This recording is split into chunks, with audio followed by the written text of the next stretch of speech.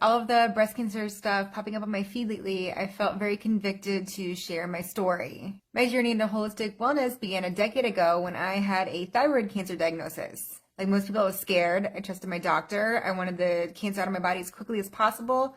Never got a second opinion, and never even considered holistic medicine as a potential treatment. I was very uneasy, removing a gland responsible for so many metabolic processes in our body, but that was the only option I was given. So I had my thyroid removed, there's the scar, and then I had a form of radiation.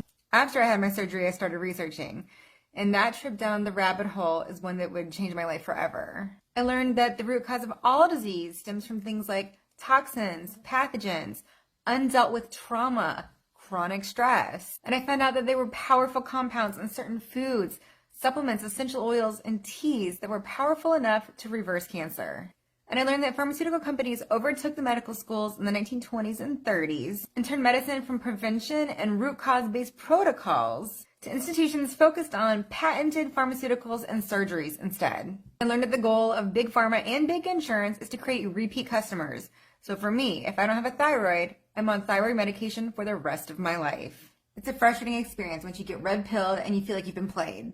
But instead of letting those emotions get to me, I completely transformed our lives and committed myself to helping as many people overcome chronic and infectious disease through detox, diet, and lifestyle. God literally gave us everything that we need in nature. After all, in Revelations it says, the leaves of the tree are for the healing of the nations. When it comes to cancer, these are some of the things that I wish I had known. The cancer industry is a business. It makes hundreds of billions of dollars a year. Oncology care is the only type of medical care where the doctors get reimbursements or kickbacks directly related to the treatments. Chemo was discovered when post-mortem autopsies revealed shrunken lymphocytes when mustard gas was dropped in Italy during the World Wars. While chemo may shrink a tumor, it genetically modifies the stem cells, which typically causes it to come back stronger and more aggressive. People don't typically die from cancer. They die from pneumonia, liver and kidney failure, sepsis, because of their low immunity from the chemo.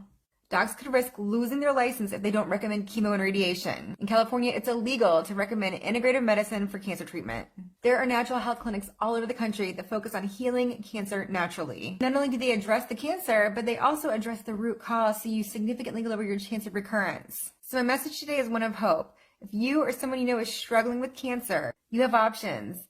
And thanks to the last couple of years, a lot of people have opened their eyes to the level of corruption between our governing agencies and pharma. So take some time and do some research before jumping into a protocol that you don't feel comfortable with. Click the My Cancer Story button in my bio link and you will go to my blog. Well, I will share with you a ton of resources that were very helpful to me, along with treatment centers that I would recommend for my loved ones.